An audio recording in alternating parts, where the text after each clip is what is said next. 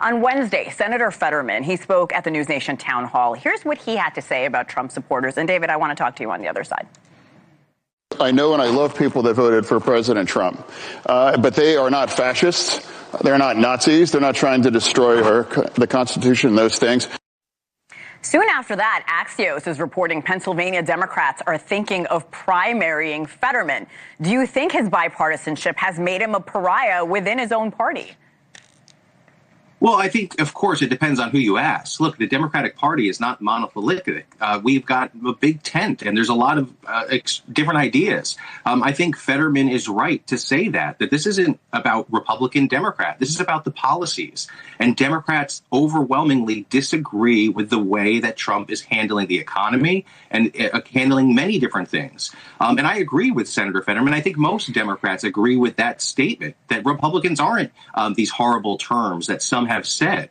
But to label everyone when you have one person coming out and saying there should be a primary, that doesn't speak for the Democratic Party. And I think that he's speaking his mind, and that's a good thing to do. But ultimately, he wants reforms as well. Let's turn to this weekend's large protest. We've been reporting on it all morning. Millions of people protested across the country, many of them frustrated with the president's policies. But David, I'm going to pose this question to you as well. A lot of them are frustrated with Democrats. I'm going to show a poll. It reflects that frustration. Aren't Democrats capitalizing on voter frustration? It's actually inflation. It's crime. It's the economy. How would you react to that? This is a CBS News YouGov poll, by the way. Yeah, I think, look, we could take the same poll and put it on Congress, and it always shows the favorability so low. It's that idea of, do you like Congress? No. Do you like your Congress member? Okay. They're okay. They make the majority.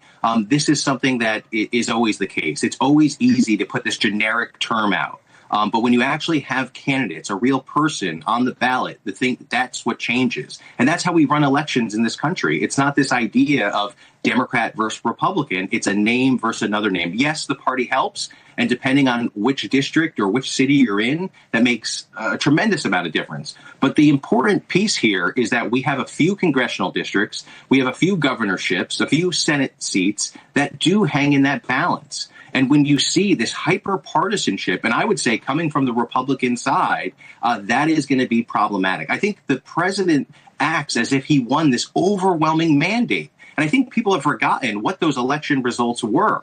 Yes, he did win the popular vote, but it was by about 1.5%, one of the closer elections in American history. And Republicans have kind of taken that narrative out of control, and I think it's going to come back to bite them. Lauren, with all that said, and looking at the polls, Republicans aren't doing much better, despite holding control of Congress and, of course, the executive branches. Is this a sign of a larger issue with the two-party political system?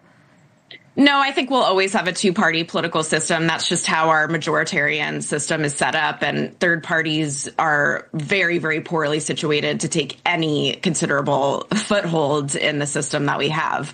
But I would say, Democrats really need to do some soul searching here. I don't think the process is done.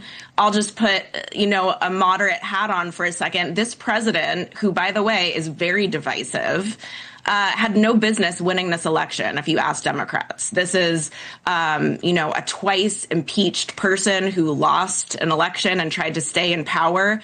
That kind of person, with all the lawsuits and all the controversy, had no business winning. But Democrats were so pathetic and so bad and out of touch in their messaging. And what Joe Biden did, staying in, getting out, was so destructive and irresponsible that Donald Trump, someone who was recently in political exile, won handily because the Democrats' ideas were so bad. It's not because people love Donald Trump. He's long been very controversial. It's because the Democrats did a really bad job, and I don't see them coming to terms with that quite yet. David, I'll give you the last word. Well, look, I think when you win, you're a genius. When you lose, you're an idiot, right? And that's what I just said. Kamala Harris lost by about 1.5%. And yes, was there flaws in the campaign? Of course. But I think that's where the Republicans have overplayed their hand.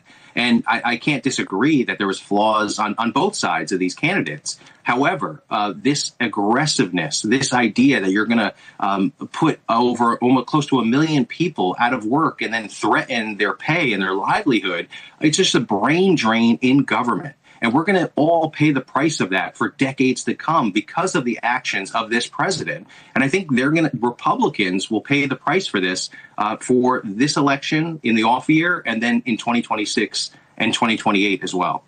Lauren Wright, David Carlucci, a lively discussion that I appreciate on the show. Thank you for coming on, both of you. Enjoy the rest of your weekend. You too. And we have a lot more coming your